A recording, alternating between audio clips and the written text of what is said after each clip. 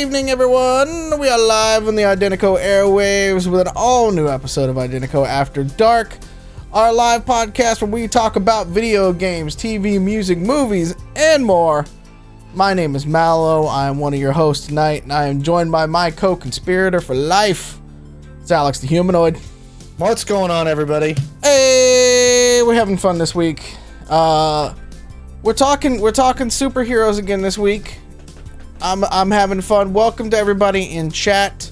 If you're watching this on YouTube or listening to the podcast later, come join us live every week, 7 p.m. Pacific, twitch.tv/IDENTECO. We have a lot of fun. We talk about all these fun things. And I see that you guys are listening to the podcast, and I see that you're watching the YouTube channel because I see the numbers. You're out there. I appreciate you. Just know, we see you. We appreciate you. We do appreciate you. Before we get started tonight, you'll notice there's an affiliate link down below for Hero Forge. If you are thinking about buying any minis for your IDENTECO games, maybe go down there and tap that affiliate link, you know? Just help out the show a little bit, because everything that y'all do helps us literally keep this going. We got a little thing going. Oh, they do make good minis for IDENTECO. So here's like a cool sword-wielding cybernetic person with your camera doesn't want to zoom in at it my all. camera it's does weird. not want to, but so these are actually so they will do full color 3D print. Yes, they will. That are not painted, but they're actually full rendered color in the 3D print. I would probably throw maybe a wash on it, but they're really solid quality. Yep. And they don't break. They're very sturdy feeling. I really love the Hero Forge stuff. I might actually have to start putting the sponsored thing on this stream now. I don't know. Oh, you got the chain guy out again. Yeah. Heck yeah. Yeah. And so like you get this guy on a motorcycle with a submachine gun and like a big chain sickle. Yeah. And that one I did in the full 3D printed color. And again, it's really solid. Their designer is very intuitive. Yeah, they keep adding new stuff to this. I go in there and play a lot. They keep adding new things to their designer all the time, and it's getting, you know, there's a ton of obviously like D&D and Pathfinder and all of that kind of stuff if you're into the medieval kind of side, or if you like playing, you know, the cyberpunk with IDENTECO and stuff like that. You can actually do both. They've got a lot of stuff for the cyberpunk and sci-fi kind of genres in there now, you can fiddle around. Yes. One of the longtime IDENTECO groups down in Olympia, they made ROVs in there by using some of the heavier armor and stuff like that. So you can design ROVs for your IDENTECO game. And now you can make them to be XL. So you can do ROVs at the correct height now in Hero Forge. So go check out that link below and give us a little, you know, hook us up. You can now get the STL files. I know a lot of people have 3D printers and stuff like that. So you can get the STL files and you just print them at home if you want to do it different ways too. So they're not that expensive, the files. Yeah. No, they're actually pretty inexpensive if you like to do the 3D printing yourself. So go check them out, Hero Forge. Also, if you want to support the show and you haven't already, go to playidenteco.com. There you can find everything for the show, including what we promised to you late last year was the errata document. It's coming. I worked on it today when I was supposed to be doing day job work, but it's coming along. I'm expanding the hacking section a ton. I came up with some crazy stuff in the shower last night. So we're now expanding the hacking section even more, which honestly, if you've been playing any of the games, Bit Player who's in chat, you know, you get a lot of those kind of things. It's going to be fun. I promise you. So just look forward to that. Correct me if I'm wrong. Some of the longtime followers of our game will recognize some things that got cut and maybe are making a comeback. Possibly. I think it'll be alternate rules because I think we've introduced too many people to the current rule set now. We can't go back. We can. Yes, alternate rules. Some of y'all are going to see some stuff that we had talked about for a long time. Yeah. I don't know if the skill tree will make it back in this particular version yet, because there's a lot more work that would have to be done to make that work. And too many people are really loving the intuitiveness of the point system. Especially as we do the Thursday game at Gamers Heaven so far. People have really picked up on that and been able to sit down and the thing that I love about it is that we've had a lot of new players of that game, and they've been able to sit down and do exactly like we used to do at cons. They sit down, they pick up a sheet, and they're playing within like 5 minutes. They know what to do. It's intuitive. They're going for it, So, 1,000 bits for speeding errata. I appreciate that tip. It's coming. Yep, and thank you for the gifted sub, Bit Player with a gifted sub, and Tip with a gifted sub so far. So, I appreciate that. See, this is the thing I like about doing the podcast. We can call it subs. When we're doing the live play RPGs, it's hard to do the shout outs in those. So, it is. But so that's it. That's all of our announcements. Keep an eye out on the merch stores on all of those too, which I need to link down below as well. Because some goodies I was told from the Sticker Fairy that some goodies are going to be delivered to my door tomorrow. Oh, that'd be fun. So yeah, there's going to be a lot of fun with that too. So take a look, get a heads up to the store tomorrow because it's going to be. They're going to be more holographic. You guys tend to like the holographic stickers, I guess. So we're going to do some more of those. It's going to be fun. I think that's it. That's all we got for right now in terms of announcements and stuff. Tonight, we're all about DC. We've been talking about Marvel for weeks and months. Now it's time to give DC some love. Even though I personally don't usually hang out in the DC universe that much. This is usually Alex's claim to fame a bit on that side of the building, but I will say that there's some new stuff that's come out lately that's been worth taking a look at. Specifically, DC Comics' new series Naomi, and it's on the CW, which is where most of the DC stuff is, except for Peacemaker's DC, right? Peacemaker's DC and Titans. And Titans, yeah. Titans and Peacemaker are the two that are ongoing that are not on that network. Yeah, Titans is on... What network is that on, if at all? Titans is on HBO. Oh, it's on HBO Max as well. Okay, cool. Yes. So it can have, real violence and stuff. Yes. Yes, it can. But yeah, no. In fact, one of the first... It was Dick Grayson saying F Batman. Oh, I remember that. But he didn't say it. Yeah. Yeah. So that was one of the first teasers, is Robin beating the snot out of somebody, and this criminal guy's like, "Where's Batman?" And he's like, "F Batman." I'm like, okay, that's Robin's story. Is F Batman. Awesome. I mean, I kind of like that, though. It has... the things that I've seen from Titans so far is it's got the dark humor of like an Umbrella Academy mixed with the Teen Titans and stuff like that, and I really kind of appreciate that out of that show. Yes, I'm a big fan so far. It's an interesting show. Alex, you don't want to give away spoilers in this show. I know. It's up to 3 seasons too. I was looking to confirm. Yeah, and here's the thing. It's a solid show. Yeah. And also you'll like it if you were a big Game of Thrones person, because Jorah Mormont plays Bruce Wayne. Oh, really? I didn't know that. An interesting casting choice. Okay. Yeah. Jorah Mormont is Bruce Wayne in Titans. Yeah. He's Batman. I've just always appreciated... I love Teen Titans Go, which I know there's some weird people. People are like love-hate on Teen Titans Go. I really like it. I've always liked Raven as a character. And so to see like a full-on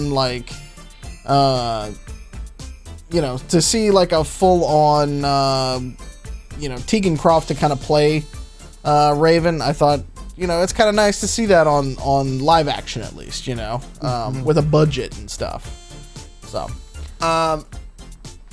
why don't we go back, because you were the one that tipped me off to the Naomi show, because I was behind on that, because I'd been so Star Wars and Marvel focused. So tell the audience how you turned onto this show. Well, so my little one's name is Naomi. My little one is also black. And also like superheroes. So the first moment of frame 1 of this show, my daughter looked at me and with the big wide eyes that only a young child can give you, and be very excited to have her say that, you know, she's black like me. And as we've gotten into the show, she's seen like the superpowers and all that kind of stuff, and you know, so it is amazing because representation. We've said this on the show a few times. Representation is super important, especially in the world of sci-fi, comics, you know, all of that. And to have this come to the CW and be what I think is one of their flagship shows, they're certainly promoting it like it's one of their flagship shows. I think viewership is up for this show as compared to like Legends of Tomorrow or Superman and Lois. None of those are doing poorly, mind you, but for CW, non-Arrowverse CW, it's pulling in good numbers. It just hit its mid-season break. We are, I think we're on episode 4. Yeah, I think we're on episode 4 or 5. 4. And they're at their mid-season. Yep. And it's going to be a short run, you know, just like a lot of them nowadays. But Ava DuVernay, who did a lot of stuff. Oh, well, she's amazing is a thing, but what was the most recent one that she did? Wrinkle in Time. Wrinkle. She's also done. Well, she's done some stuff about Venus Williams and stuff like that. She also did Scandal, which is a big. She did Selma. Yeah, she did Selma. Scandal's a big influence on Chaos Incorporated, actually. Yeah, she's a fantastic got a lot.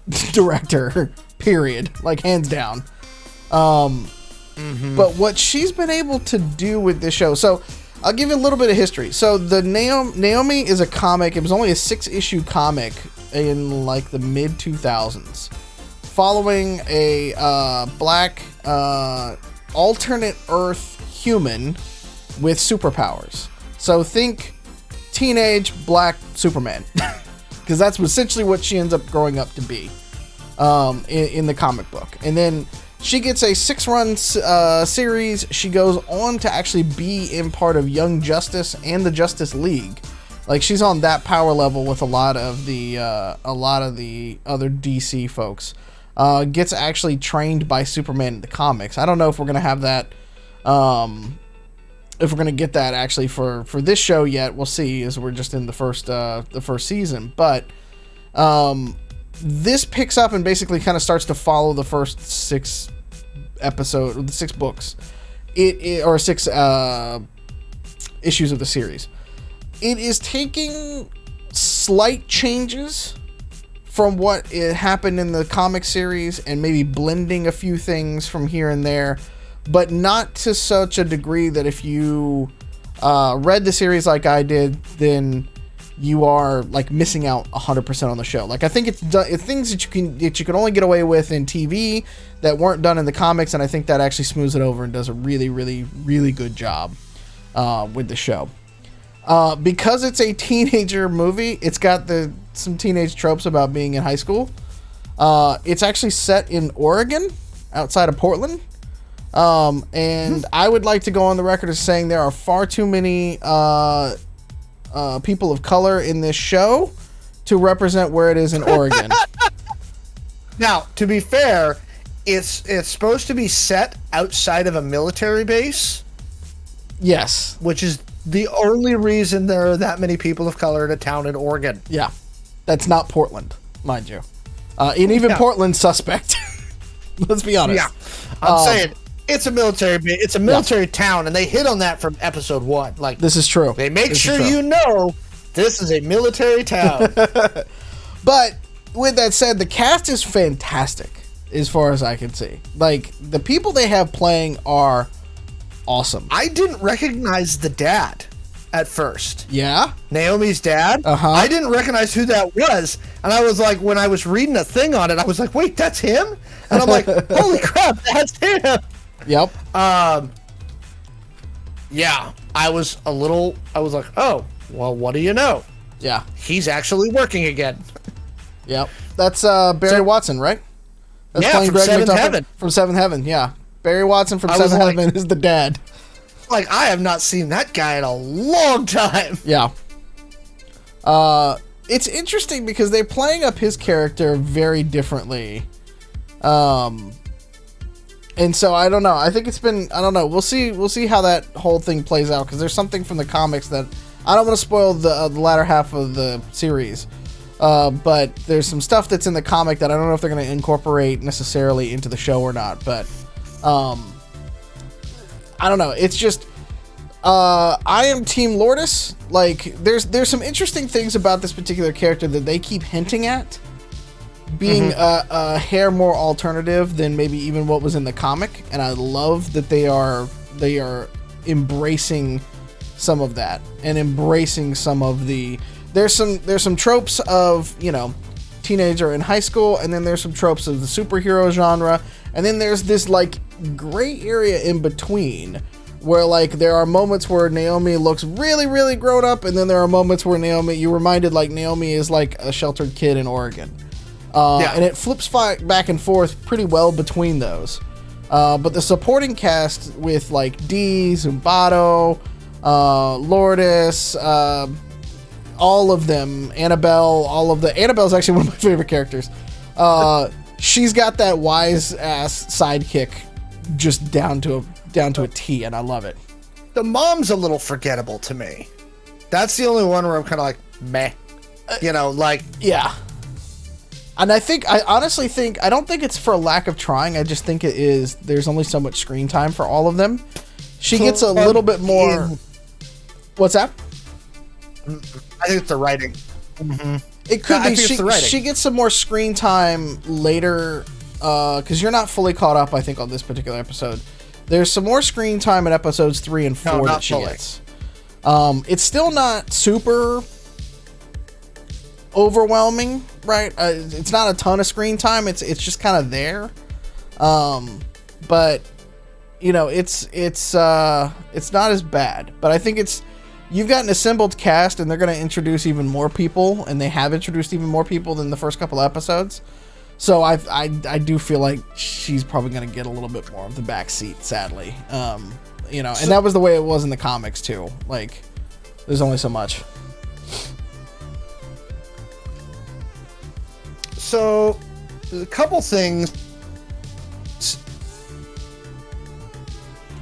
about this where I'm like, okay, it very much feels like a CW show. And then there's some other areas, and I think that the biggest difference from the production side is Greg Berlanti, who is the guy who has spearheaded the Arrowverse from the beginning, is not involved in this show at all. Nope. Now, he is involved on the DC side, and he has a position at DC within Warner, which is who owns DC Comics and DC, the film side and the TV side. He has a position within DC where he kind of oversees a lot of stuff. DC doesn't really have a Feige. And we've talked about this. They need one. They need one. They don't really have a Feige. Berlanti is probably the closest one to it. So what's interesting is he's not involved at all now. But again, it's still a CW show. It is still a CW show. So if you go into this show being like, well, I'm expecting blankety blank blank blank, you're gonna walk in and just be disappointed. If you're expecting Arrow or Flash, it's not that. It's not quite that. It's not supposed to be. Yeah. It's supposed to be its own thing, and that's a good thing. But what I'm saying is there's just certain elements, whether you watch that All-American show on CW, which is about the kid who plays football, or you watch all the Flash stuff and the other stuff, or you watch all the other crap that CW pumps out, Riverdale. Yeah. Okay. It's got a little bit of... I've never seen Riverdale. I've only seen the promos for it, but it's got a little bit of that on there. But Riverdale's like almost to like HBO's Euphoria in like craziness, isn't it? Like, I think it's gone beyond. Okay, but there's some shit in Euphoria season 1 that like... Look, excuse my French, I know we're trying not to cuss on the podcast because it gets rebroadcast now, but there is some stuff in Euphoria season 1 that like, woo! I like Joe in the chat. He's like, that's my secret, Captain. I'm always disappointed. Look, every show, and this is one area where I feel like this show bears some similarities to all the other DC shows that they put on the CW. There's a little bit of melodrama to it. A little bit. Right? And in this particular case, this is the first time that the central character is a teenager. Yes. Like legit, like she is 16 in the show. Yep. Okay? So that is going to lend itself to a little bit of melodrama. And if you don't just have that in your head, you're going to be like, what is this nonsense? No, it's not. But you got to remember, kids are melodramatic. They're kids. That's kind of what they do. And it's the thing about it, though, that I think that Ava DuVernay and like her production team is basically like the same ones that all made Selma and like a ton of other things with her. Like she's bringing her crew in. So that's the, like, when you mean it's not Berlanti, that does give this a completely different flavor. It does. Than, I mean, there's the CW sheen, as I call it, because you look at every promo for CW and they all look, there's all like they sit it to the same colorist. It's like the Marvel color palette. Yeah. It's just the DC CW palette, basically. Yep. You know, this is how we shoot shows. That being said, it's a little more mystery-y.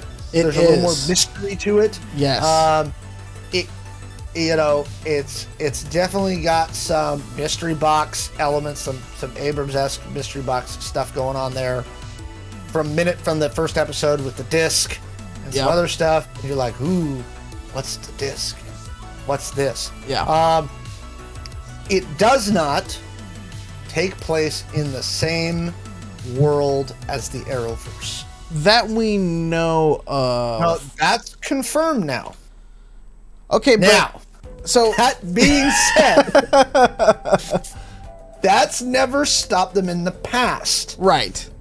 Okay. So the premise of this entire show, by the way, is that many of the people in this small Oregon town are from alternate versions of Earth or other planets. So yes, in true DC fashion, they love to play with the metaverse and all of this kind of stuff. And so this is where we'll get into it. The CW's Arrowverse. Sean's heard me do this a lot of times. I am a long defender of the CW's Arrowverse and how CW has treated its DC comic properties. With rare exception, I think that Berlanti and Co., because he's had some other producers in there that did like Black Lightning and some of the other stuff. I think that they have succeeded on multiple levels. They have built a super full world that has a lot of depth and characters and heart to it.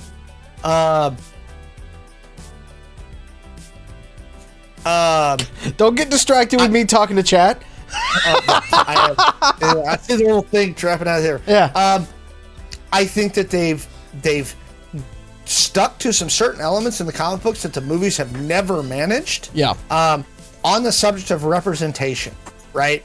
Like, they have made a concerted effort. And they've done it sensitively, right? Yeah. Like, they had one of the first, in fact, the first, I should state, the first trans superhero on one of their shows who was played by a trans woman. Yep. Right? And she was consulted on how that storyline should be written. Right? Black Lightning. Black lead for a superhero show. And that's still ongoing. Yep. Right? They've never shied away from having the LGBTQ, and I'm just rattling stuff off, the LGBTQ community represented in very open and honest ways on their shows. They don't shy away from that stuff, and they should be commended for it. Again, yes, there's some melodrama. Yes, the first season of Arrow, a full third of it was Stephen Amell with his shirt off. I'm not complaining. Okay, I'm just telling you. Okay, there's a whole montage of it on YouTube if you want to go catch up. There's a lot of him doing the Jacob's Ladder. With the thing. Yep. Like, it's, the half of Arrow season 1, if you overlay a 1980s pop song over it and just cut it all together, it's one of those 80s training montages. It really is. Arrow had other issues too. Arrow did have other issues. Look, yeah. So this is my thing that I get with a lot of people with the CW. things that they're willing to overlook in shows from different networks and different properties, they're not willing to overlook for those shows. Interesting. Right? Okay. And that's I think the thing that's always bothering me about it. I'm like, you overlook this stuff. Like, look, I loved Falcon and the Winter Soldier. There was some bad acting in that show. We kind of go, look, you're not going to hit it out of the park every time, right? I think Grant Gustin makes a good Flash. I think Melissa Benoist made a good Supergirl. They just ended that show. Yeah. I think that Stephen Amell made a good Arrow. Because I already saw those superpowers doesn't make it any better. Hold on, I'll let me read it out. It's like Chad just said, I just don't like the CW shows because I already saw Dawson's Creek. Doing it with superpowers doesn't make it any better. And I would disagree with that because superpowers make like everything better. Everything better. Now here's the thing. Just saying. Their version of Crisis on Infinite Earths, I do not think can be done better in a movie. Yeah, it can't. Well, it definitely won't if Zack Snyder and JJ and all them were involved. Yeah. And here's why. Stark's Creek. Stark's Creek. Nice. Thank you, chat. They have time. Okay. Crisis of Infinite Earths was 5 episodes of television. Yes. Right? Over 5 nights, which at 44 to 46 minutes per episode is a 4-hour film, which you're just not going to get away with in the movies. And consequently, they're able to dive into things and do things that are much deeper and much more complex than you can do in a film. And I thought it was really, really well done. The stuff with the monitor and the anti-monitor, stuff like that. Mm-hmm. It was fan servicey without being too crazy. Which is, again, coming back to this Naomi show. Yes, right now it's unconnected. Yeah, it's unconnected right now. What they did with Crisis is they fixed their DC cinematic universe by using the Berlantiverse, because they brought the Flash from the Snyder Justice League and brought him into the CW Crisis and was like, here I am. See, look, alternate universes. It still won't fix the DC cinematic universe. Now, here's the thing. The reason I think it helps them long term is this. Now going forward, we can have the Joker with Joaquin Phoenix, and it can be completely unconnected from the Batman with Robert Pattinson, and completely unconnected from Suicide Squad and this Peacemaker thing, and unconnected from Titans. And they've got a very easy thing for them to point to. Look, see? Alternate universes. Yeah. Just a bunch of them. I just don't know if enough viewers care the way that they do with the Marvel stuff being connected, because they just and maybe they haven't tried well enough. But frankly, it gives them an out. And so I thought it was good. Isn't immune to it. That's why I didn't watch any of the Andrew Garfield Spider-Man movies. Joe is not feeling well, by the way. Everybody in you chat. Act like he wouldn't have that reaction if he was here. I think he's worse right now. Jeez. Yeah. Realize one season of a show is equal runtime as a Snyder kind of any piece. Yes. All right. So here's something that I'm gonna say that in looking, so Naomi in this particular one gives a much different view, because in my house, obviously, we do this show. This is part of our job. We do this show every week. We keep up with all of this stuff pretty heavily, and I follow. I've mentioned on this a few times. I follow a ton of other YouTubers and podcasters and stuff like that who talk about this in depth. In my day job as a writer and things like that. So these are the things I nerd out on. But even when I know how the show's supposed to go, and I know where they're pulling the material from and all that kind of stuff, it's one of the few sort of inside baseball things we get to do if you've read comics and stuff like that. It's interesting watching this show through the eyes of a young child who's never experienced any of this stuff. Mm-hmm. And why I believe that TV does what movies will never be able to do in telling long form stories. Even if there's only going to be 8 episodes, they can do what comics can do. And you mentioned the what's in the box kind of piece.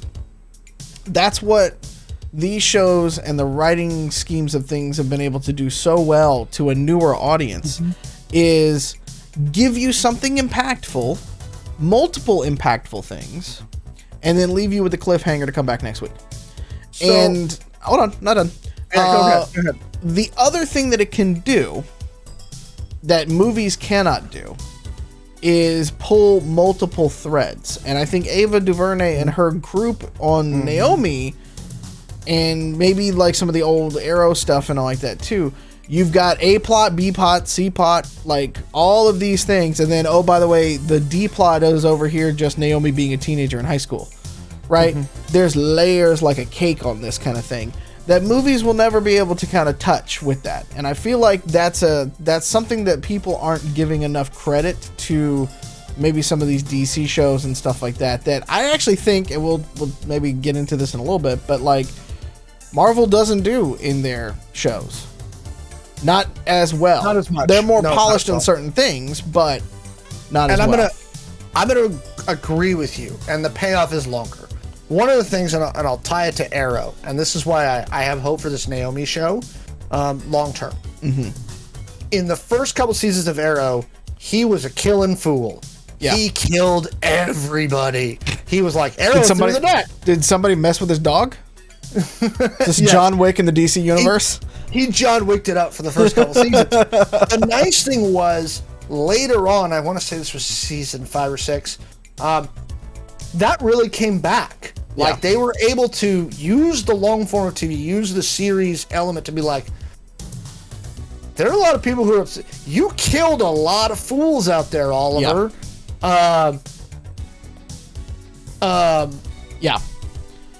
And now what? It's the thing it's actually going to draw a parallel to Hawkeye, and it's not just because they both use bows. It's that Hawkeye was another one of those series that has a lot of subplots going and setting up the next thing. And I think that they can only do that within TV.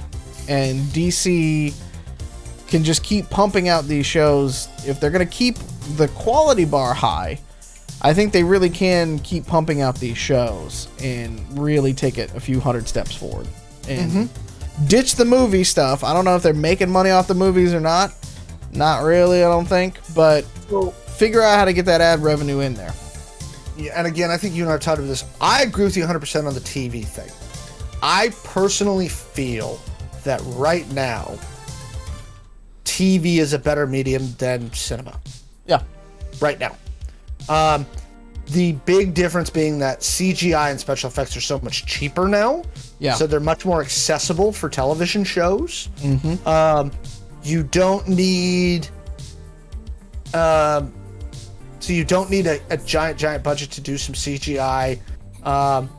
You could tell longer stories. I think they've learned that the audience is sophisticated enough. I think that's the one good thing that came out of Game of Thrones. Yes. Is they learned that their audiences were much more savvy and sophisticated than they believed they were.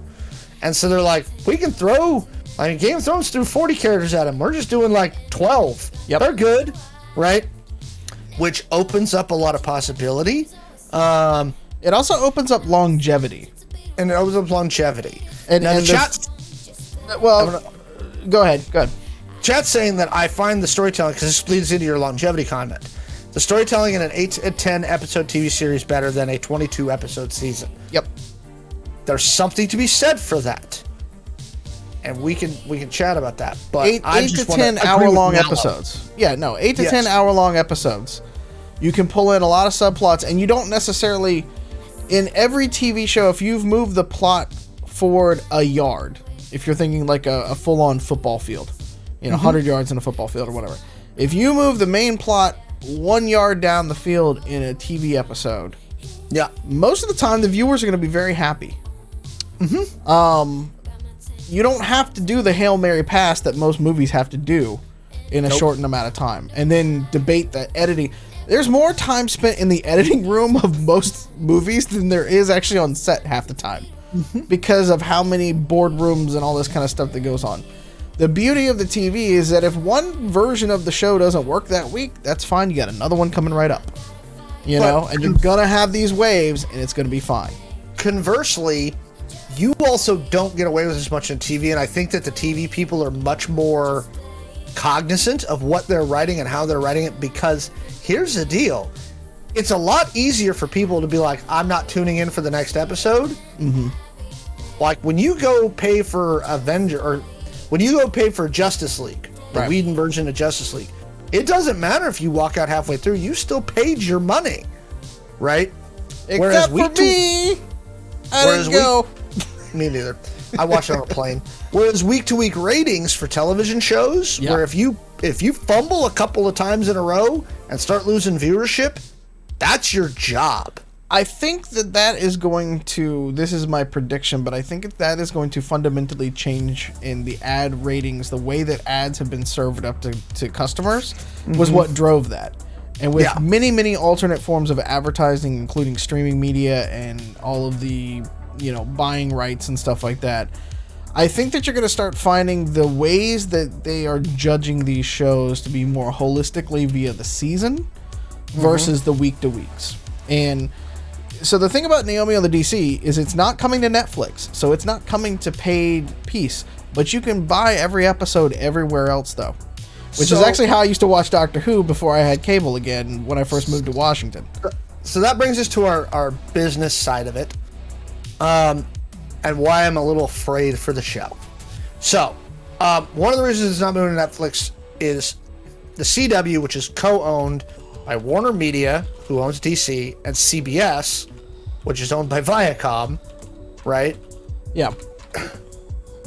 They are trying to sell the CW currently. Now, all of the CW DC shows have started to migrate over to HBO Max, which is where I imagine, because the other one they released like 2 years ago, Stargirl on CW, it didn't go to Netflix either. It went straight to HBO Max after that. And so I'm worried for Naomi because with the CW being sold off, that's where these shows kind of get screwed. Where even if they're good, right, Warner's going to have to make a decision, and I don't know how it's structured. It depends on who buys the CW and what the nature of that deal is. Whether they're going to be able to suck it back and go, all right, we're going to stick it on HBO Max now, or whether they're going to leave it with the CW under a licensing agreement with whoever they sell it to, and that's if the person they sell it to doesn't rebrand it, because the CW didn't used to be the CW. It was the UPN and the WB networks merged. Depending on what time of the day you started watching it, too. Right. And they merged and became the CW about 13 years ago. No, it's been longer than that. I looked. It didn't merge because UPN carried all of the black shows. Sorry, it is longer than that. Both launched. Hang on. Both launched. No, it was 2006. Sorry. Yeah. Okay. So it's a little bit longer. 2006. But that was the thing that the UPN was always. We always used to joke that the UPN, the UN is standing for urban, because it would show In Living Color, and the Cosby Show, and all of those classic shows, and Martin, and very heavily on the Martin and stuff like that. Like it would have that. It was like your urban focused everything. And then when the WB came on, it would it was the weirdest thing too, because it would do where I grew up, at least, it would do this switch from the UPN channel to WB at night so Dawson's Creek and Buffy could come on. It was the weirdest fucking thing. Excuse my French, but it really was, And then they were separate channels until the merger.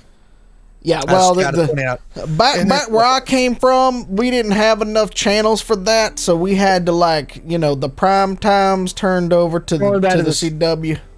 VT Pilot says, speaking of HBO DC shows, Peacemakers was surprisingly great. Also, best TV intro I've seen in a long time. I've heard that. I haven't watched a lot of the Peacemaker stuff. I need to catch up on it. Yeah, I'm telling you, TV. DC has done way better with TV than they've done with film. That being said, I'm looking forward to the Batman. I really want to see it. I can't decide if I want to sit 4 hours for a movie. That's the only thing that I'm like. Now, actually, sorry, it's only 3. They screened a 3-hour and 55-minute version. Yeah, and they've cut it down to 2 hours and 55 minutes. Okay. So it's like Endgame all over again. Yeah, but it's got 50 other, and again, it's got the DC sheen all over it. But I will, to go back to your piece about the business just for a second, though. Yeah. Where I think Naomi is actually going to succeed, because having Ava DuVernay attached to a project and using her clout to get it out within the black community has actually spurred DC to put out a new season of the Naomi comic book. And so you're starting to see where DC might be actually putting 2 and 2 together and going, hey, maybe let's put out some different types of content out there now. And now we can, do some of that merging of properties and stuff like that and actually make some money here. They may suck it back to HBO. It could be. Yeah. HBO Max doing really well. They beat their forecast end of last year. They're at 74 million subscribers. Again, I know they've moved a lot of their other DC stuff for after the fact over to HBO Max. That's where you can stream it at. Hopefully they do. Yeah. I think that's probably where it's going. I think CW will turn into something completely unrecognizable. Y'all can keep Riverdale. I'm actually okay with that because I need to use HBO Max more. I need to watch Peacemaker, even though you can't see the main character in it. But like, I need to be able to just kind of catch up on some of those shows, because beyond what I don't like any of the DC films, and that's one of the major selling points on that particular thing. But like Euphoria, which we talked about, that has Zendaya in a completely different role than what is in Spider-Man. I really want to see that's going into its second season. There's obviously, I never got onto Westworld, but I kind of feel like I really should. There's going to be the new House of Dragons show coming up. I just put it on the background kind of thing. Yeah. House of Dragons is coming up. You want to see David Tennant as a freaky Matt Smith. I'm sorry, Matt Smith is a freaky dragon person. That actually has me a little bit intrigued, even though my butt's still chapped a bit from Game of Thrones. And as far as I'm concerned, I would like to just start the Alexander Wraith appreciation episode for his portrayal of D and how cut his jaw is. I'm fairly certain that De Beers is using it to cut diamonds for them when he's not filming the show. But at the same time, I actually really love the way that he's playing the like Zen mentor in this. And I'd love to see him in other shows. I'm going to say this wrong. Zambudo? Zambuda, I think. You're talking about the Zambardo, I think. The car salesman. But he's one of the main villains. I know, but I'm calling him the car salesman because that's how they introduce you to him. True. He's the sleazy car salesman who sells cars for too much money outside the base. And I love, by the way, as a veteran, like I loved that reference. I was like, Zumbado. That's how we pronounce it. Zumbado. I had to look it back up because I'm like, we're not doing that right. They have a veteran on the writing staff. I can tell you that right now. Yeah. Because they were like, we're going to make this guy a used car salesman outside of a military base. And they'll refer to the fact that he gives them cars for too much interest. And he'll be the bad guy. And I was like, y'all been to Fort Bragg. Fort Jackson. That's true. That is very true. Y'all seen that strip of car dealerships right outside the gate, okay? Yep. Somebody on your writing staff is a veteran. Cranston Johnson, though, Cranston Johnson plays Zimbardo in the show, and I've read the series, so I don't want to give away too many spoilers. He plays obviously a very pivotal character in the series. You can kind of figure that out, and it's not too much of a pull. But like, I'm very interested to see how they continue to play out his character, because his acting in that role right now is menacing, creepy, but also like you can't not watch. Like, it's just like when he's on screen, I'm like, what is he going to do? This is going to be insane. So yeah, and then Casey Wellfall, like her portrayal of a very confused teenager having to deal with the fact that, much like the X-Men animated series, when she starts going through puberty and all like that, then all of a sudden her powers magically manifest. And in very short order, having to learn her background and stuff. Like, I just think that she's done such a great job portraying this whole piece of both a very vulnerable still child, but then a like young woman who is looking to maybe supplant and put her place into the world or universe, I guess, in DC. So I don't know. I can't say enough great things about how they've presented that dichotomy so well so far. And we already talked about Mary Charles Jones as Annabelle, who is probably the comic relief part of the show. I love that. There's just some really fun stuff in there. And then Stephanie March shows up again. She showed up in like everything, which is ironic because I think both she and Alexander Wraith, who plays Dee, weren't they both also in Agents of S.H.I.E.L.D. in small roles as well? And then Dee was also in The Mandalorian season 2 or episode 11 or chapter 11, I think. He was in that too. It's like there's some hella crossovers going on. See, Stephanie March, I was thinking from Law and Order SVU. Yes.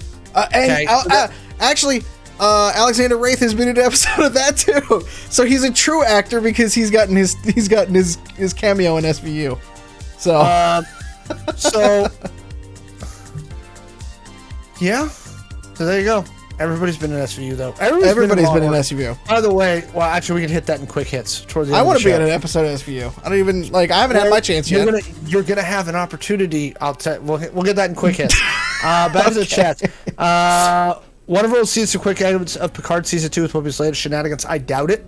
Her comments, while extremely insensitive and very wrong, don't rise to the level of we need to cut her out of the film or the show. Picard, by the way, has already been greenlit for seasons 3 and 4. Yeah. Even before season 2's out. They're very, very happy with it. This kind of goes back to what Mallo was talking about how they evaluate shows. You're hearing that more now, where they'll film a show like Mandalorian. Mandalorian was greenlit for season 2 before the first episode of season 1 aired. That's how confident the executives at Disney were in it. Again, CBS, same deal with Picard. They're so confident in Picard season 2 that they're like, yeah, season 3 and 4, go. Yeah. Just do that now. Great. In spite of the fact that CBS, I think, lost $700 billion on that. Oh, 700 million. Yeah, 700 billion would be one thing we wouldn't have any of those. 700 million last year and 1.4 billion this year. Yeah. On Paramount Plus. I think that's part of their building gear though in Paramount Plus, because they still need to kind of define a little bit of like what Paramount Plus is, and they got some brand work to do. You know, HBO was able to bring out Sex and the City reboot, which is terrible, but it's known well, and they had the whole Peloton thing that came out with that. There's something I want to ask you on that whole build concept, though. Okay. So I heard an interesting comment the other day, and you were talking about CBS and Paramount. They're doing the build-up. Now, the difference is that whether it's Warner Media, which owns HBO, or Paramount, who owns CBS, or Disney, these other companies can be like, we can afford a couple of years of this, we're good, because we still have film releases and other stuff. Yeah, they got multi things.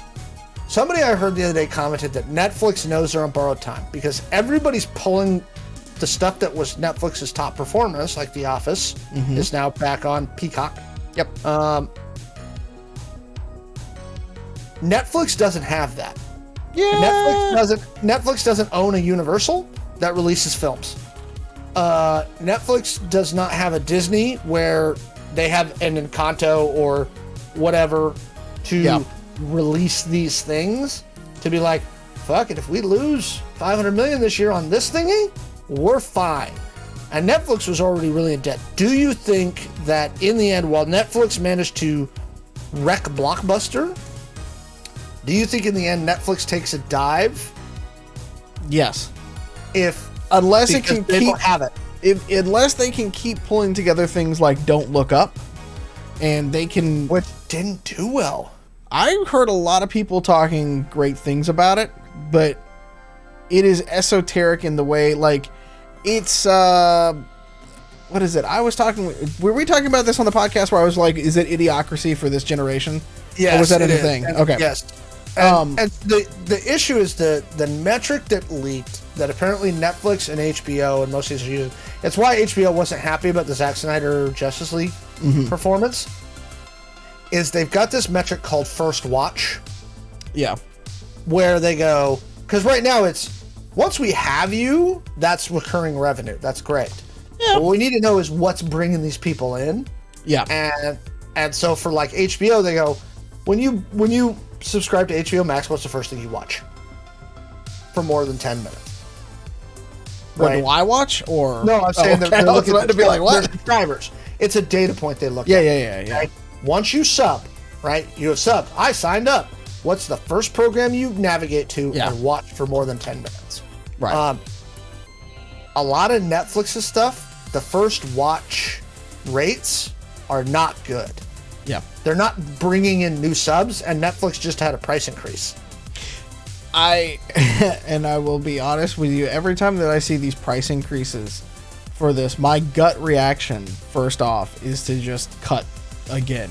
Because I've cut Netflix a couple times, because like you were saying, there's not enough there. They don't have the series to bring it in. If I can get my little ones to not want to watch anything on Netflix and just stick with Disney Plus or something else, I'm going to pull it, because I don't need to watch that much stuff on Netflix. I don't go back and watch a ton of other shows. There's some good. I just don't do it. Anime on Netflix. There is, yeah. But I said, I just wonder how long it is before Netflix starts running into problems, because they're, with rare exception, Netflix kind of produces a lot of original material, most of which is B movie. Yeah, it's B and C rated stuff to fill out their things. It's a lot of romantic comedies. It's a lot of stuff like that, with an occasional. Love, Death, and Robots. They need to become the New Line Cinema of this generation. If they can pull that off. Explain that. So, New Line Cinema. I'm curious where you're drawing the analogy. So, you remember that, like, New Line Cinema had a ton of, like, shows that were like Nightmare on Elm Street, Teenage Mutant Ninja Turtles, like, yeah, clear, like, really good movies for the time that don't hold up well at all. But they were good for the time. Ninja Turtles 1 and 2 hold up great. Secret of the Ooze is still awesome. Yeah. I will fight you. But, like, think about, like, and I'm talking, like, mid-90s New Line Cinema, where they, like, created The Mask, Austin Powers. Like, these are, we love them, but are they Oscar-worthy stuff? No. But they are the thing that kept bringing people out to the movies.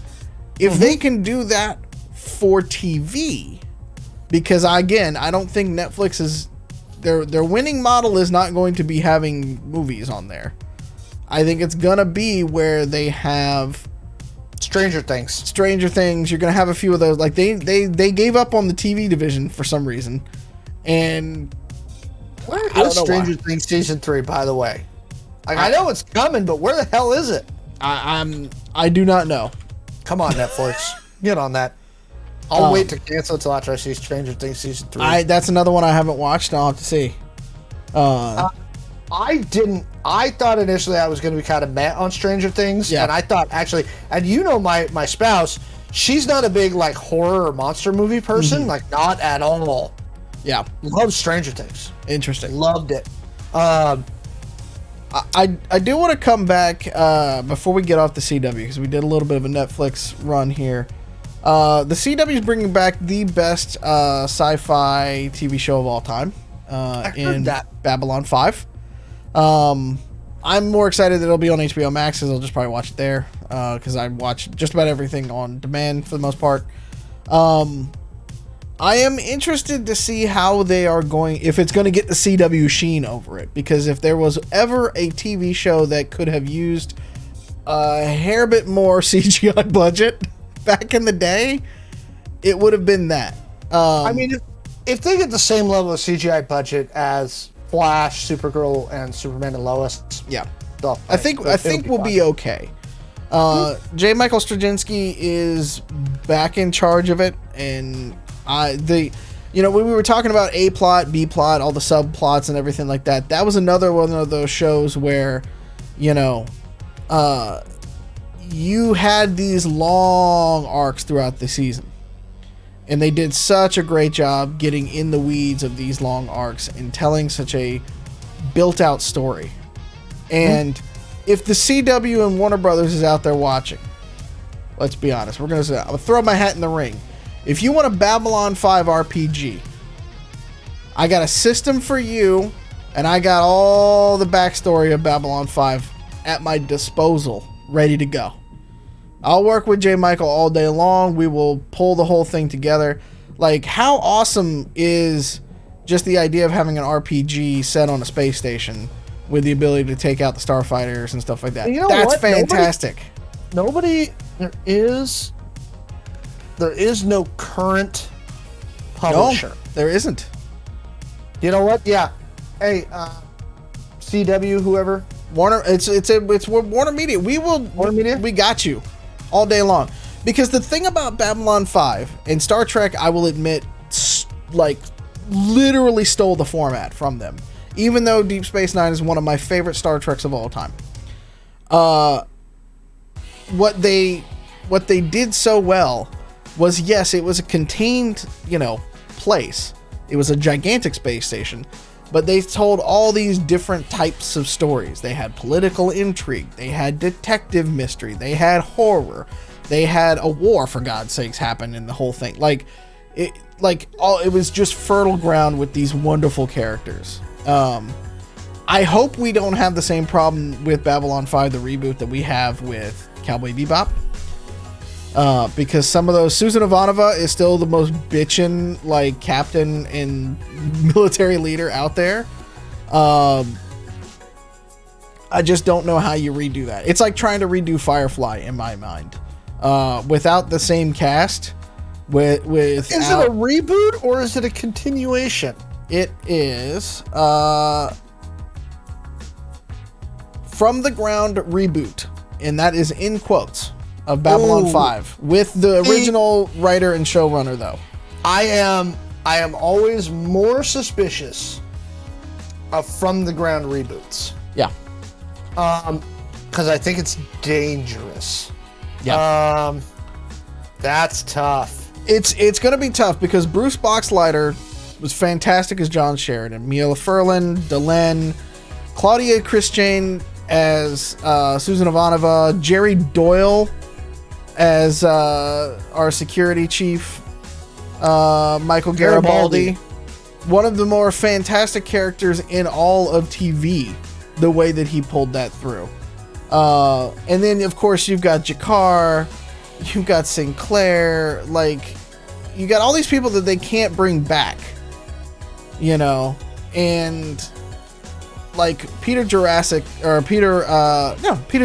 as Londo Mollari.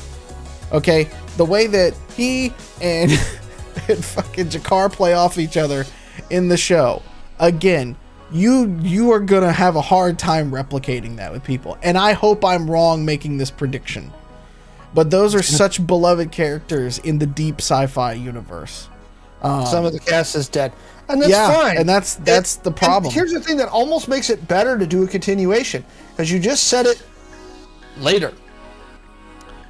Well, and there's plenty of that. That's where, and we do this a lot in Identico, where the political intrigue thing comes in, because much like I watched the entire history of Titanfall last night because I couldn't sleep.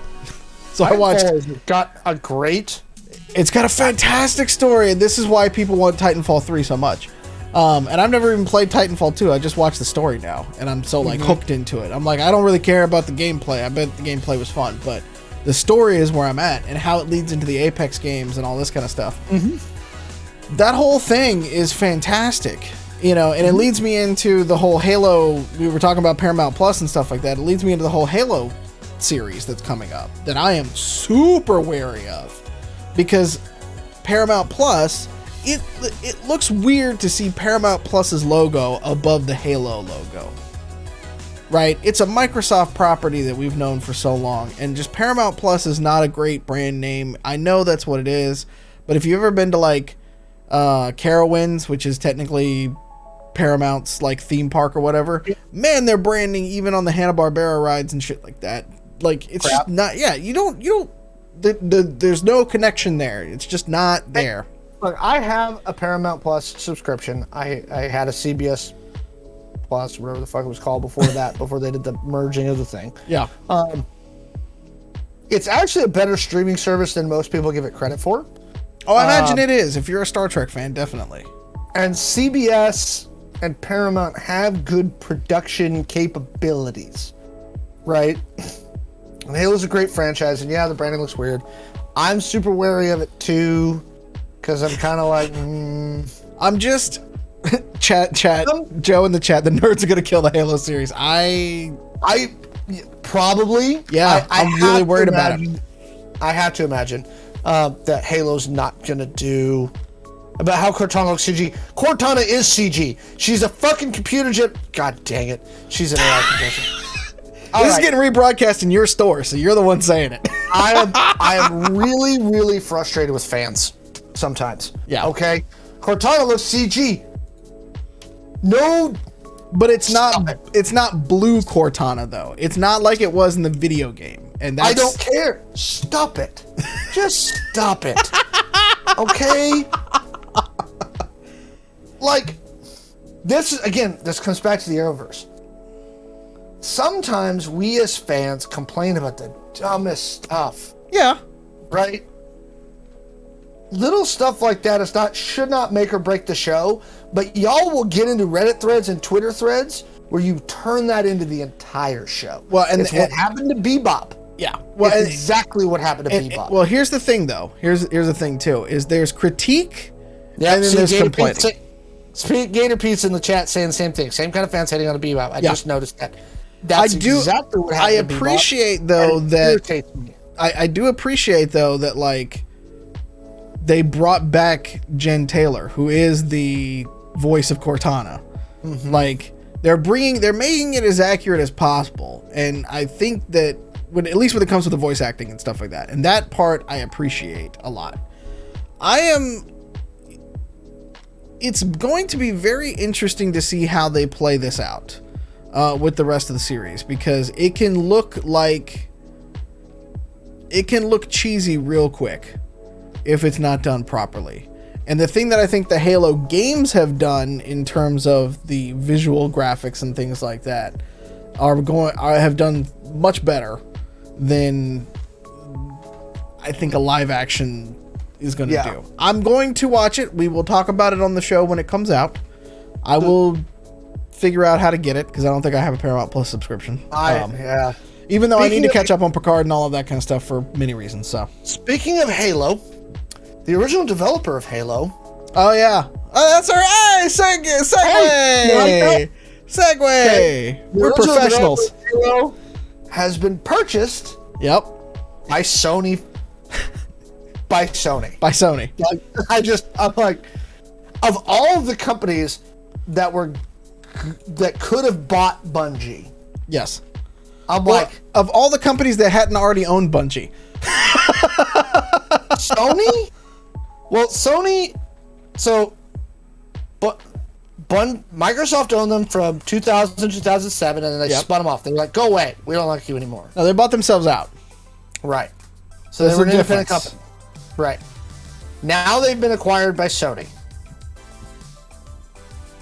Which I don't know. I mean, I don't know. This one to me is weirder than the Activision Blizzard acquisition. Like, I don't know what Sony's doing. What they're doing is trying to compete with Fortnite, because, and I made this comment in the Discord right before.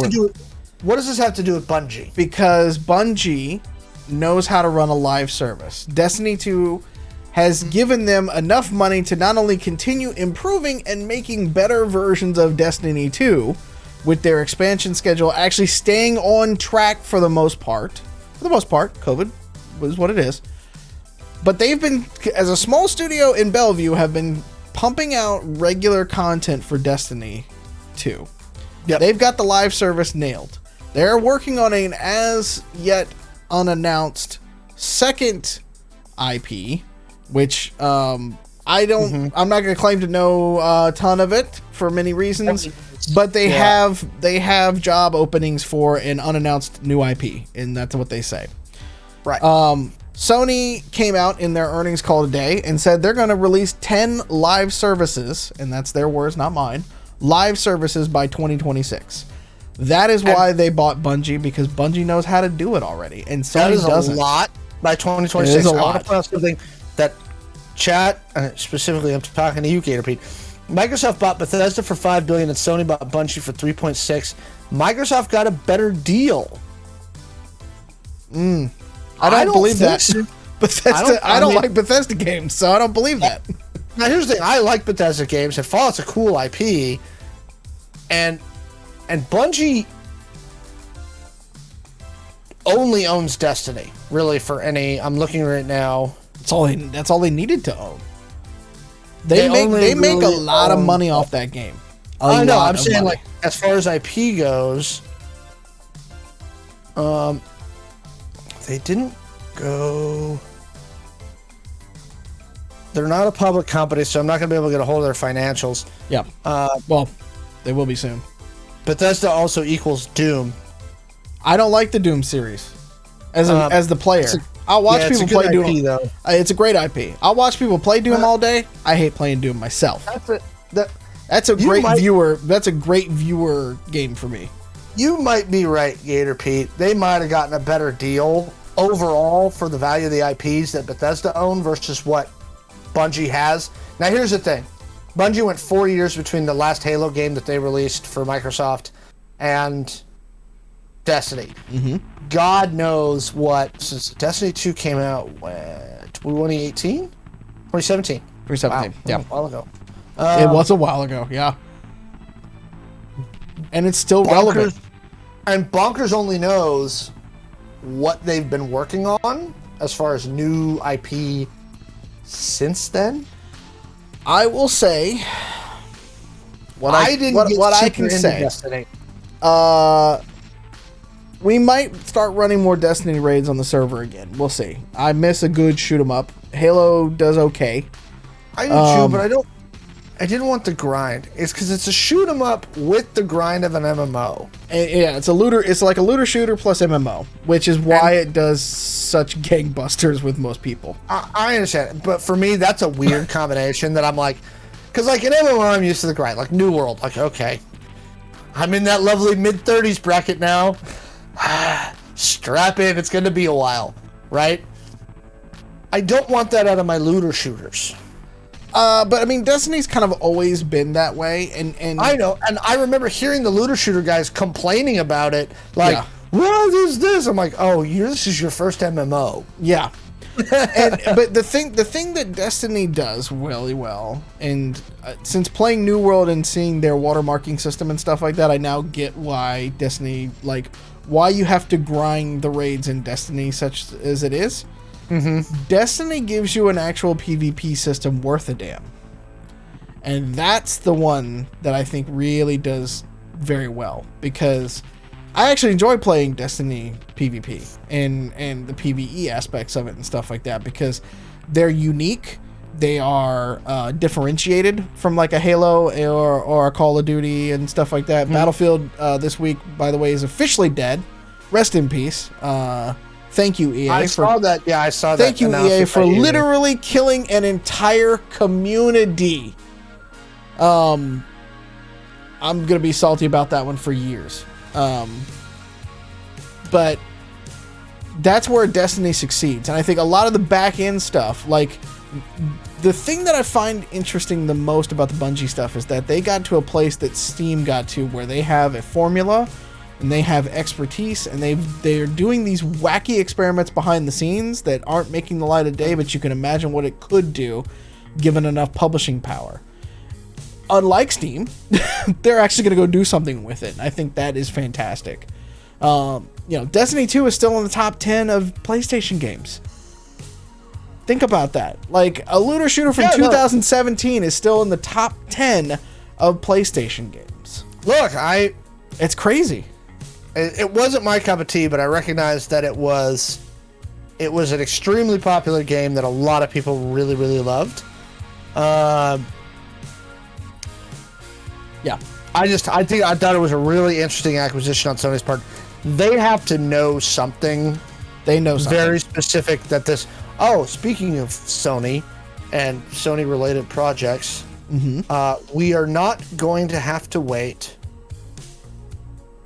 8 more years for remake part 2 of Final Fantasy 7. Mm-hmm. Oh, okay. Mm-hmm. I was like, there's a lot of remakes out there. You're gonna have to be more specific. Remake part 2, because if you recall, they released the first teaser that FF7 remake was happening. Yeah. In 2014. Right. Right. Yeah.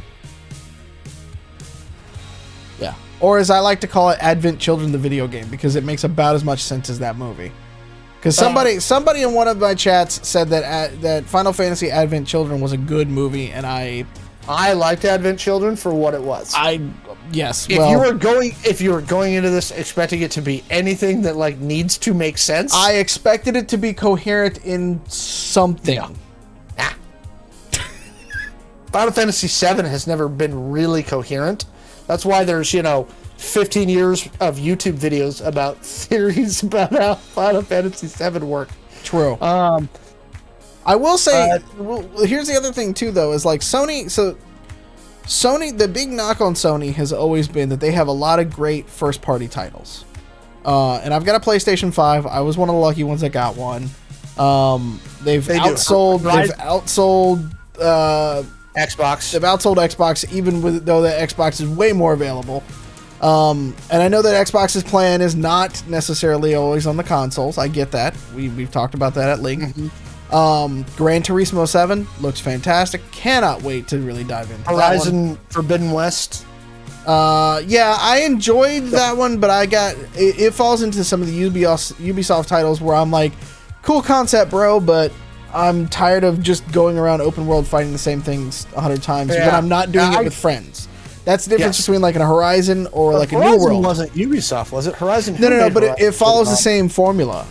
Open world, gotta discover the things and do the puzzle, and it's like Breath of the Wild. Actually, I enjoyed Horizon better than Breath of the Wild. But Sony just put God of War out on PC, and it's got like a 93% Metacritic rating. Like, it's doing really well on PC, and so like Sony is, I think, Sony is seeing what's happening with Windows and Xbox and going, okay, cool, hold our beer. We still have the better properties, and we're going to come out there for you. This is the downside that Microsoft has to being the ubiquitous operating system, is you can't stop Sony exactly from releasing their stuff on your platform. Yeah. They're just going to go, yeah, here you go. Yep. Because you decided you wanted to be the computer on every desktop, computer in every home, platform. This is what you get, Microsoft. You can't gate off. Yeah, you can't gate off for everybody else. Yep. And so now Sony gets the best of both worlds. They get to sell to everybody who bought a PS5, and they get to sell to everybody who has a Windows box. Yep.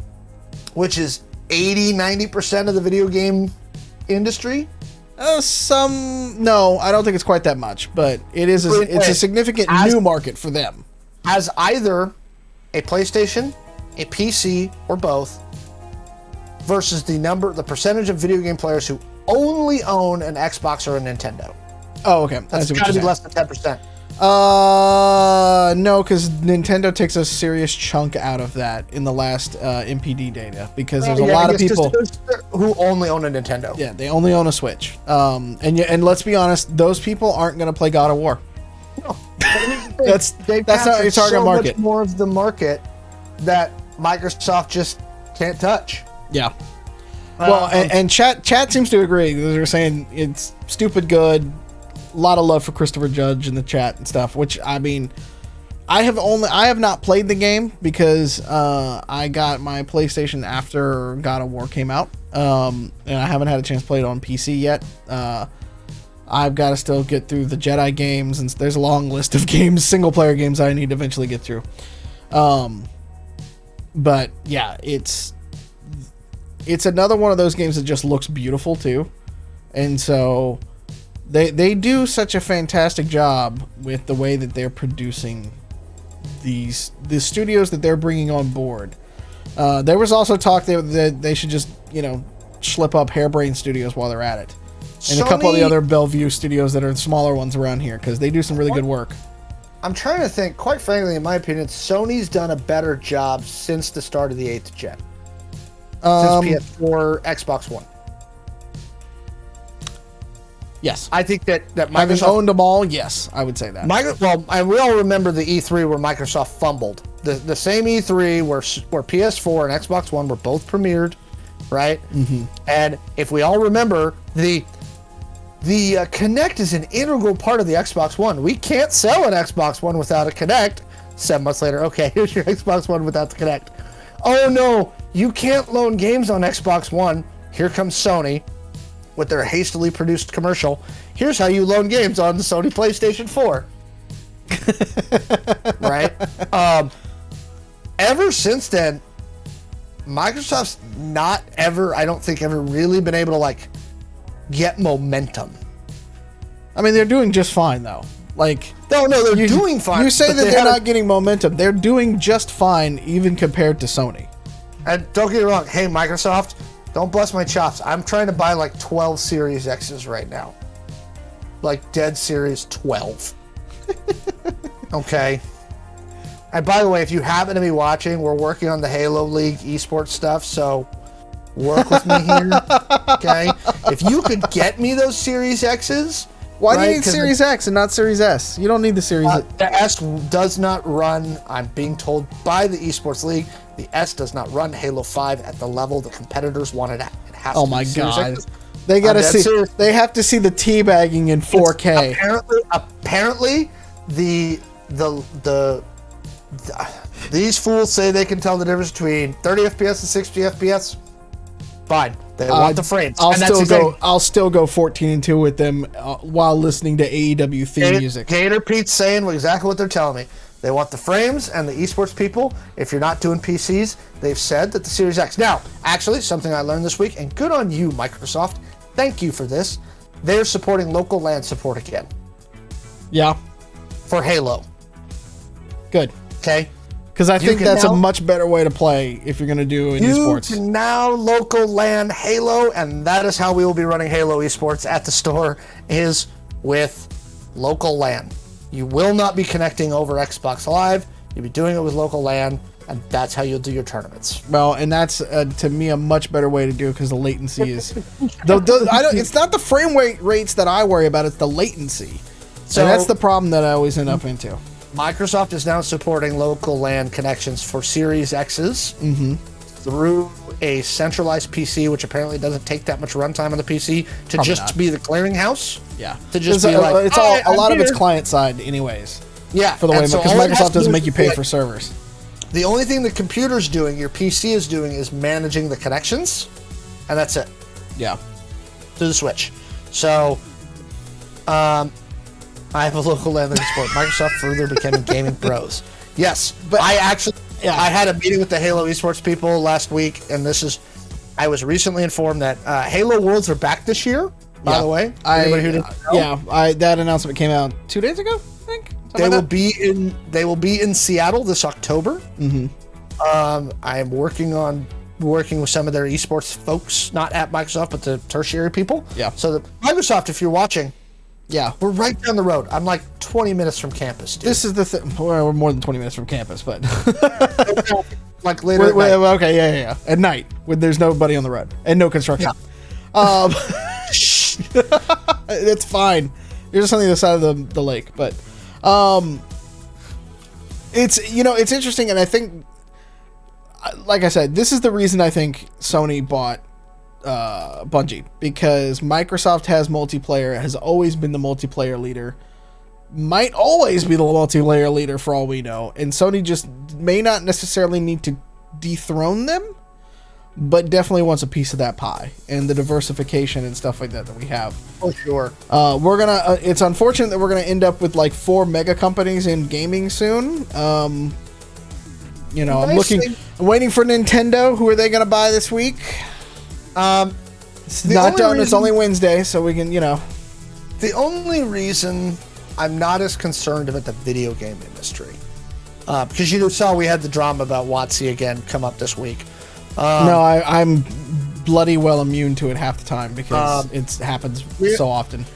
About once a quarter, for those of you listening on the podcast and chat, about once a quarter, the tabletop RPG community as a collective starts gnashing their teeth about the fact that WotC controls probably ballpark 65 to 80% of the tabletop RPG market. Yeah. Right? Conservatively. And everybody goes, that's bad. And then everybody goes, yeah. And then everybody goes, what are we going to do about it? And then I'll be like, there's things you can do about it. And then they're like, no, we can't do that. We can't support smaller things. That would be wrong. We go around this circle about once a quarter, and it is an issue in the tabletop RPG industry. The nice thing about the video game industry is, and this is where streamers really come into play, this is where the smaller communities that really can blow stuff up for video games really come into play. You can still launch a extremely successful game out of a 4-person studio. Yeah. You can do it, and you can tell Microsoft and everybody else to get bent, and you can stick yourself on itch.io or Steam or Epic, and you can still do it. It is possible. Yeah. So there is still, I would say it is a far more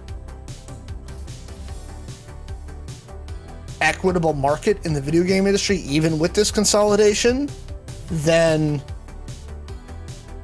the board game or tabletop. Actually, board games are just as bad as tabletop RPGs. There's like 4 companies that control most of that market. I think so, but I think it's I think video games are just a better marketplace for independent, smaller creators to come up and build great products, have them sell, and be commercially viable. There's more tools within Unity and some of the other ones than there is, is a game is not easy to develop no matter what platform it's on, because you have to understand game theory and the balance and everything like that. But there are a lot more tools and ways to get started in software. It does have a higher ceiling to get into because there's just more work to do in coding and all of that sort of piece. Art directing and development. Yeah, there's a ton of that kind of stuff. So now video games tend to it's easier to reach a wider audience, I think is where you're getting at. Yes. Because of the Steam stores and stuff like that. When you are an independent RPG creator, I don't know any of those guys though, or an independent board game maker and things, it's much harder to reach a wider audience because the distributors and the ways that you break into the industry are tougher. And social media and advertising and things like that only take you so far. Yeah. And it's very difficult, which we still haven't talked about Kickstarter and blockchain, and I really don't feel like doing that tonight. No, and all of the changes to that, but that's another one that I think is going to have run its course to be doing the pre-ordering and things like that for it. So, lost in all of this, by the way, is the most important story of the week, is that the New York Times bought Wordle. Oh, jeez. Speaking of independent games. I don't know why they bought it. I mean, I guess they realized the New York Times, crossword puzzle wasn't good enough, and now they've bought Wordle, which I have blocked on all of my Twitter. Everything. My understanding is that the Wordle people had said in an interview that the idea came to them from doing the Times crossword puzzle, and the Times felt some need. My interesting thing about the Wordle acquisition is this. How much did they buy it for? Low 7 figures? Yeah, but I mean, here's the thing. It's a piece of software that blew up and has gone semi-viral, and people really like it and people log in. I've seen more shit about Wordle in the last month than I had ever, know. It's a blocked a blocked term on my Twitter feed because I get tired of waking up in the morning and seeing just nothing but those. People's Wordles? Yeah. You totally could have gotten more than 7 figures. Low 7 figures. I don't know. Which means less than 5 million? That's what you sold it to the Times for? Yeah, but I mean, think about how much Microsoft would have kicked you 11. Well, maybe not though. Maybe not. I mean, it's because these are kind of fly by night sort of games, right? Everybody remembers Candy Crush and stuff like that. I don't think that's dominating the charts anymore. It could be I know. wrong. I mean, King, like we talked about that during the Activision thing, right? King thing. I mean, they're still doing 150 million a year with all their Candy Crush clones. Yeah, but here's the thing that I don't understand about all of this, because I worked in newspapers back in the before times, way before times. I'm gonna date myself a little bit. They're not bastions of technology innovation and new ideas. And I even subscribe to the New York Times so I can keep up on certain things, and I would say that they're definitely not bastions of technology innovation. So, I mean, kudos to the creators of Wordle for getting a decent payday, probably in line with probably what they felt like was worth it. I'm just so like that. I don't think that game's gonna. I mean, maybe it's fine that the game's not gonna change and stuff like that. Like, but that would not be the place where I would think the New York Times would be pushing gaming going. I'm just it's just such a foreign concept to me, having known people who work there. You know, partnered with some of them myself. It's just so strange. Data P brings up New York Times doesn't know how to deal with the ad blockers. Their subscriber rate can't be very high. It actually is. There's still a lot of boomers out there who subscribe to the New York Times. Well, and I think that you got to subscribe to that. So there's a lot of boomers. Like, first off, on the East Coast, we're having a Times subscription. You can actually get the Daily Times outside of New York and a lot of places in the East Coasters. He says East Coast. Yes. Freaking. I mean, I'm with you. Yeah, but it's like having. I mean, I should say this too. I have a subscription to the Washington Post, the Seattle Times. I have a subscription to a lot of them because I support my old brethren in the field. But as of third quarter 2021, the Times says they have 8.4 million total subscriptions. 7.6 million are digital only. Yeah. So a lot of displaced New Yorkers. They were down to about 800,000 subscribers, like that received the physical paper, and then I don't know how many like just people walking down the streets in Manhattan buy a paper every day just to look smart. There's not a ton, and you used to get them delivered to your door when you were traveling and stuff like that. Like the thing about the digital editions. I always get USA Today. You can get either one back in the day, but now, I mean, the thing about the digital subscription is it's all pure profit, right? There's no overhead in terms of, you know, the server space and stuff like that is. The servers cost them, yeah, it's nominal compared to what the cost of newsprint is, which continues to go up every 6 months, I think. So, it's probably better that their paper subscriptions are going down for their bottom line. So, cool. So there you go. Yeah. There's your tech quick hits for the week, people. We got a whole episode. Just keeping us up for research. Probably about a quarter, I would say, chat. Our journalists and independent journalists keeping us up for research. Probably. Some of it, yeah. You can get a lot of stuff just via their website or via like Apple News too. Probably 50,000. Here's the thing. I don't know if they have a commercial subscription system. They don't. For Most like newspapers other newsrooms. They don't. To do. So, yeah, you subscribe to the Wire, you subscribe to the Associated Press Wire, and you subscribe to the Reuters Wire, and then the New York Times stuff is part of those news wires. So you can get them ahead of them actually going up on the site, or in as near enough real time as possible, and you can pull it in there. So, tip, no Kamigawa love. Yes, I will have. We actually were surprised. I have an allocation of Kamigawa. I've been told by our Magic people that Kamigawa is going to be a big deal in the community. I'll be selling it. We'll see. Let's. It drops in the art is beautiful. Let's see how it plays. The mechanical card previews that everybody's been reviewing has said it's supposed to be pretty good. I'll have some pre-built decks and booster sets at the store, which you guys can come see us. Yeah, at your local hobby shop. That's right.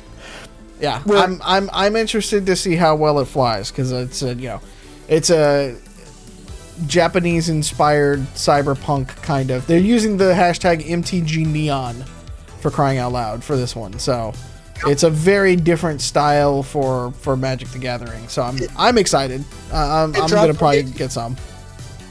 So, is that it? That's it for tonight. Next week, because we've had some chat about it in the chat. Next week, it's all Book of Boba Fett because it's the series finale for Book of Boba Fett / Mandalorian season 3 preview. The best one I heard today was we're just going to start calling it Grogu and Friends. We will get into this. I'm assuming you've seen the episode for tonight, Alex. Yeah. Okay. Yeah. Oh, by the way, spoilers for that thingy. Nope. No. Yeah. Everywhere. Stay off social media if you don't want to know. Yeah. Dude, those things were up on TikTok by noon. Oof, yeah. We're going to have a full Book of Boba Fett recap next week. We're bringing lots of guests. We're going to try to, yeah. Well, Joe's got to get to feeling better. We got people who we want to bring in. I think Michael still wants to come in and do that one as well. So we will have a full panel for next week's show. Probably an extended discussion. Because boy, howdy, did this one take a left turn on us. And there's so much to discuss because of it. Ooh, that's right. Hey, for anybody who's local to the Seattle area, and if you're listening to this on the podcast or the YouTube and you're in the Seattle area, we run weekly Identico games at the Gamers Heaven in Linwood, Washington. Yep. Y'all should see us. It's 6 to 10 p.m. every Thursday. Okay. Last week we started and then Mallo jumped in. Yep. And ran that sucker, and it was great. It was a phenomenal session. Newcomers and experienced players are both welcome, but y'all should come. If you've wanted to play Identico or want to try it, yeah, swing by the store. I'm running tomorrow night, unless we have to split into 2 tables, and then we're going to both run tomorrow night, I think. Yes, but I think as long as, we'll see. Yeah. Yes. I know. The numbers of people who have said they were coming already is scary in that, so we'll have to figure out how we're going to do this. But come one, come all. We'll figure it out. We've run groups of 10. We're fine. It's fine. We'll figure it out. But we will both be there tomorrow night for the Identico night. It's always a good time. Come get some boba, sit down, and cause some chaos with me. Throw some dice with us. Yeah. And then I apologize. It was my wife's birthday. That's why we had no Chaos Inc. this week. Yep. So we will be back in 2 weeks, I promise, with more Chaos Inc. on Monday nights. We will we'll put up some more YouTube videos in the interim, probably on Monday. This will come up. Look for us on Book of Boba Fett on Wednesday. On next Wednesday. Sorry, my days got scrambled because I was supposed to be traveling this week too. Until then, Friday and Saturday are going to be our off days, but hit us up in the Discord or on the socials at Identico, just about anywhere. Until then, be good to yourselves, be good to each other, drink your water, take your vitamins. Gator Pete just gave us a gift sub right at the end. Oh, also, if you are, you tell your friends about us, because we've had a lot of people watching tonight, and I appreciate that. We are looking to get to a custom URL on YouTube. So I want to thank everybody that gave us subs tonight. So we got Gator Pete, we got Tip, we got Bit Player, another one from Tip, the Neon Robot last week. We've also got some bits. So we need welcome 100 subs, right? Yep. Welcome into the Whispering Woods. Welcome into Sir Laugh a Lot. You know, appreciate all of that. So welcome in. Welcome to the community. But if you haven't already, go to our YouTube channel. Search Identico, IDENTECO, into YouTube. You'll see our channel. It comes up. It's got the neon ID. I want to thank Zane Reaver, Lancer Boy, Evanissimo, Trungbon, who was actually at my Identico game last week and enjoyed it. I really hope that he comes back this week with his hacker, because that was fun. Identity Staff and Bellboz. I think actually I did Bellboz a week before that, but thank you to our latest subs over on the YouTube channel as well. If you are in the podcast world, go over to our YouTube channel, hit that sub button, hit the bell till you let us know and you never miss a video from us, and then just throw us a shout out on there so we can thank you as well.